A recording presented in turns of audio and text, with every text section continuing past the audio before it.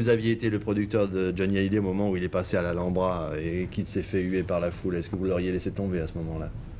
Mais il était au début de carrière. C'est plus facile de prendre un homme au début de carrière, ou un talent, ou un chanteur au début de carrière qu'après. Cette séance mémorable à l'Alhambra, on vous a laissé non, tomber mais moi, je me ou... suis tapé un bide à l'Alhambra, c'est vrai.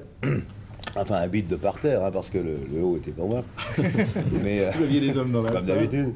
Mais ceci dit, je vendais quand même pas mal de disques. Pour l'époque, je vendais quand même entre 100 et 200 000 disques, 45 tours. À l'époque, c'était les super, c'était 4 titres sur un 45 tours. Et pour l'époque, je pense que c'était quand même pas mal, surtout que c'était mon deuxième disque quand je suis passé à l'Alhambra. Oui, mais je veux dire, après l'Alhambra, est-ce qu'il y a des gens comme M. Moi, je sais Barclay, que, par exemple, moi, je qui sais vous ont que, laissé tomber? Non, pas du tout. Moi, je sais que juste après l'Alhambra, où vous dites que justement il y a le parterre qui me sifflait, j'ai rencontré Eddie Barclay à Saint-Tropez, non, à Jean Lépin, qui est venu me demander, de signer chez lui.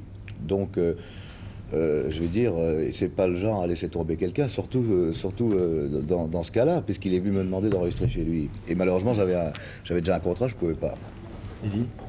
C'est vrai, il dit tout à fait la vérité, mais c'était au premier temps des Alors là, il a engagé Eddie rock'n'rollers. Mitchell pour me le mettre dans les pattes. Voilà, j'ai engagé.